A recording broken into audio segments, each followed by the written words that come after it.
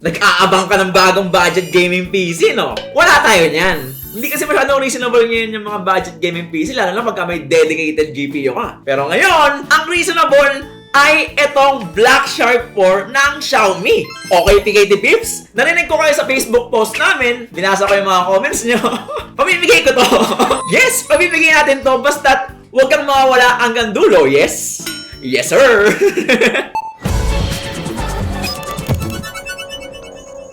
Wala nang paligoy-ligoy pa? This phone's got a Snapdragon 870 5G chipset, 12 gigs of LPDDR5 memory, 128 gigs of UFS 3.1 storage, and a 6.67-inch 144Hz Super AMOLED display. Wow!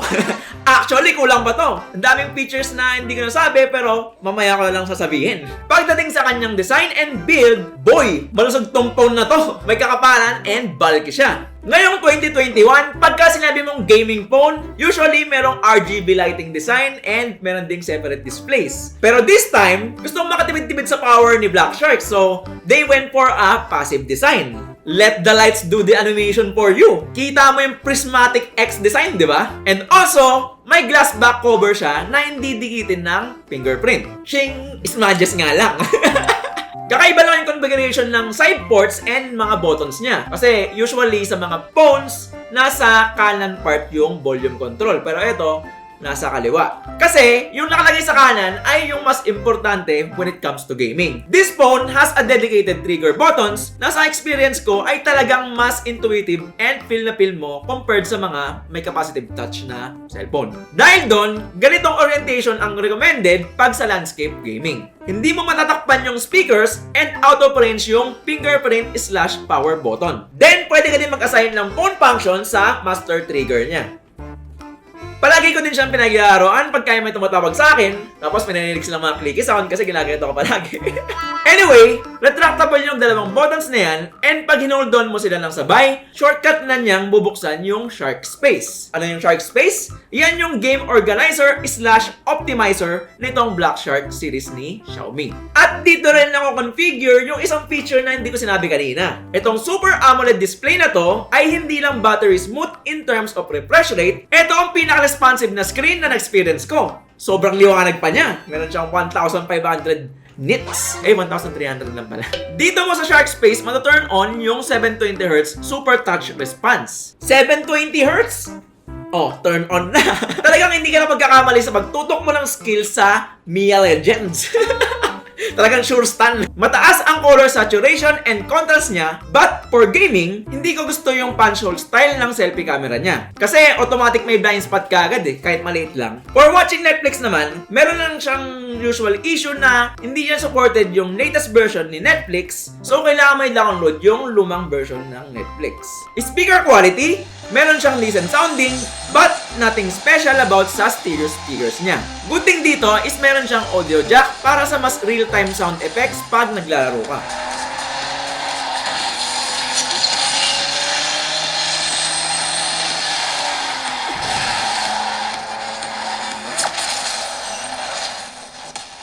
Nabanggit ko kanina, di ba na ang bulky nga ng phone na to? Pag-usapan natin yan. Pero hindi naman bago sa isang gaming phone ang makapal na chassis. Ang niyayabang lang ni Black Shark ay meron itong sandwich liquid cooling system. Ibig sabihin lang nun is may dalawang liquid cooling units na sinasandwich yung mismong SoC for better heat dissipation. Siyempre, test natin kung effective ba yung bagong cooling system nila sa mamamagitan ng bagong cross-platform benchmark na 3D Mark Wildlife Extreme. Ang taas ng score nung unang run ko But after few more trials, bumababa na din talaga yung score niya. Sobrang gamit na gamit talaga yung resources ng phone na to sa high demanding na benchmark na ito. Pero normal lang naman na bumaba yung score niya at some point kasi tuloy-tuloy yung pag-generate ng init niya. Nadidissipate niya lahat ng init pero dumadating sa point na kailangan na talaga ng external cooler para makip up niya yung mga frames. For some reason, mga around 80 FPS lang yung naabot nito nung naglalaro ko ng mga games na may support sa 144Hz. Tulad ng Real Racing 3 tsaka ng Brawl Stars. Pero sa COD, supported niya yung ultra frame rate pag naka-medium preset. I would say na for most of the games, hihintayin mo pa din yung software optimization nila mula sa mga game developers. Another promising feature na tong phone na to, kumbaga sa Dota, mabilis to mag-regen, nakatarask. It does support 120 watts ultra fast charging. Kitang-kita mo naman sa kapal ng USB cable niya kayang-kaya i-carry yung amperage na binibigay nitong chunky 120 watts power adapter. I'm not sure. Di lang ako sure kung sa retail, 120 watt charger din yung included or yung 67 watt charger. According to Black Shark, 17 minutes lang, full charge na daw agad siya to 100%. Pero in my actual testing, inabot ako ng 33 minutes nang naka-on yung phone, then 30 minutes naman nung naka-off. But still, sobrang bilis pa din nun. Siguro kaya hindi ko naabot yung 17 minutes kasi sobrang init sa Pilipinas. Hindi kasi ang naka-aircon nung charge ko yung phone.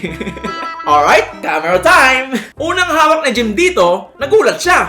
Hala, bakit ang ganda ng smooth ng UI nito? Sanay kasi kami pagka yung gaming phone, ang pangit ng UI ng camera. Wala akong pinapatamaan ha. Tapos, narealize niya sa UI, ay, Xiaomi nga pala to.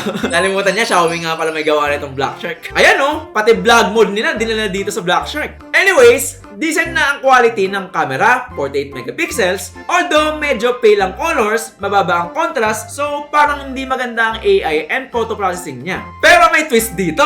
Ang ganda ng contrast kapag nag-pro mode ka na at kinontrol ang exposure variables. So, dun mo malalabas yung totoong ganda ng quality nito sa camera. Discretion niya pa din naman kung mag-pro mode ka, pero yung default naman okay na eh. And one last thing, yung retractable trigger niya is by default pwede mong gamitin pang shot.